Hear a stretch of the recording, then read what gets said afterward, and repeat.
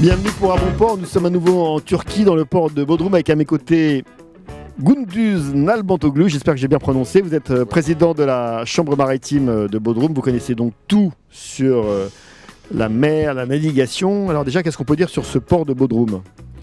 Le port de Bodrum est très important pour le tourisme nautique parce que la moitié de tourisme qui tourne à Bodrum, c'est grâce à la mer, c'est-à-dire là-dedans, il y a la plongée, les sports nautiques, la voile, le plus important, le voyage bleu. Et à côté de ça, il y a aussi la construction des bateaux de plaisance. Alors ce qu'on appelle le voyage bleu, ce sont les fameuses croisières avec des goélettes notamment ? Oui, le voyage bleu, on peut dire qu'on peut le diviser en deux. Il y en a qu'on le fait sans équipage, c'est comme on dit bareboat.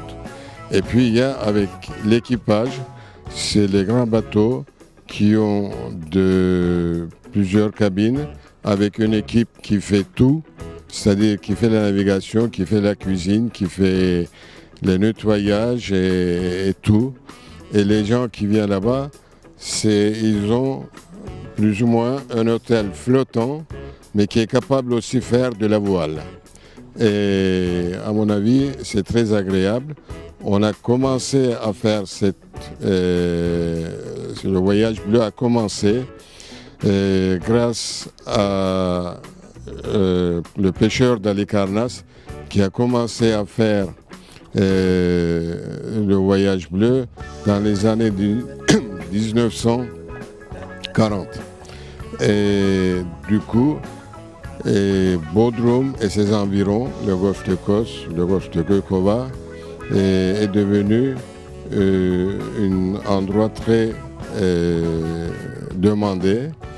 Et c'est très joli. On a des villes, on a des baies qui sont vierges encore. Et on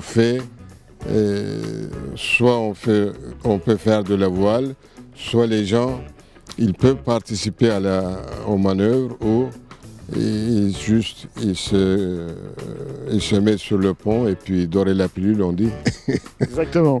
Donc Gündüz, juste quelques mots déjà sur l'histoire de la Turquie. On a toujours aimé ici, en Turquie, naviguer, aller sur la mer.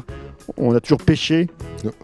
Oui, à Bodrum, avant le tourisme, il y avait toujours le nautisme, il y avait la pêche aux éponges, la pêche du poisson, et puis le transport, il n'y avait pas les routes, donc le transport se faisait plutôt par la mer et avec des voiliers qui allaient d'ici jusqu'à Égypte ou jusqu'à Istanbul.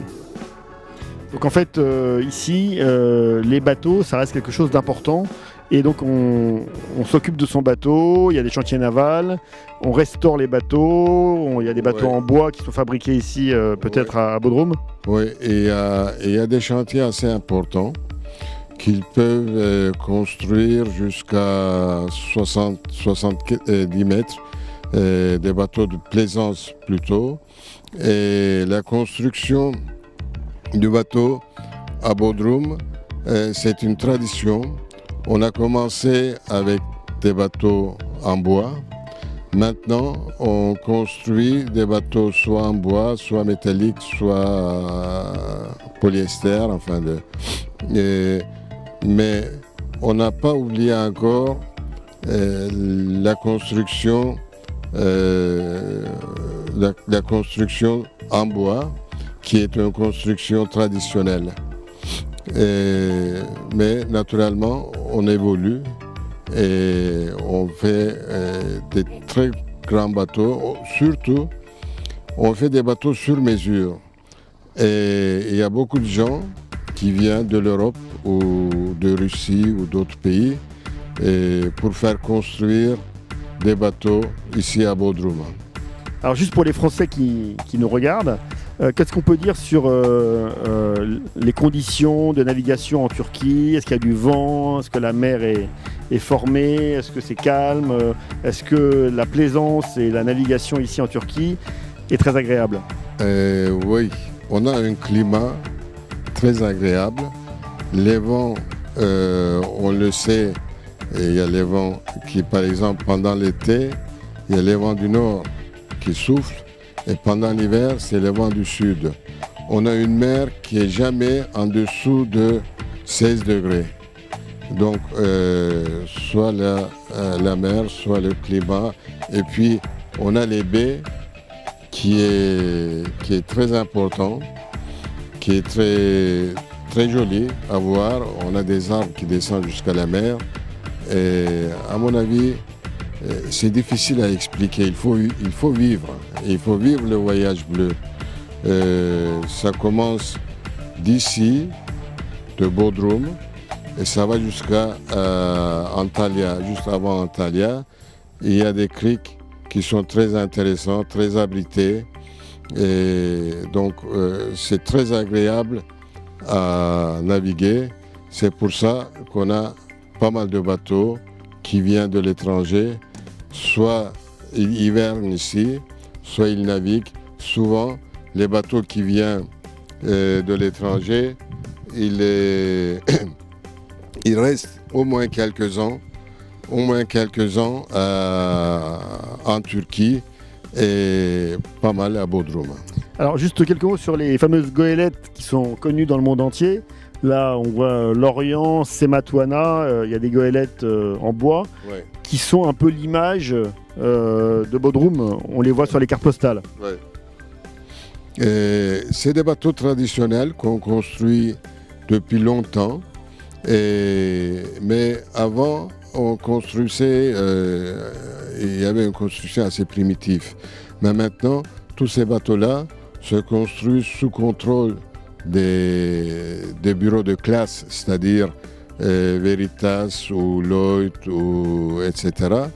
Donc, c'est des bateaux qui sont compatibles, qui est aussi solide, aussi, comment dirais-je, polyvalents, ils sont polyvalents. Polyvalents, des bateaux qu'on construit en Europe ou ailleurs.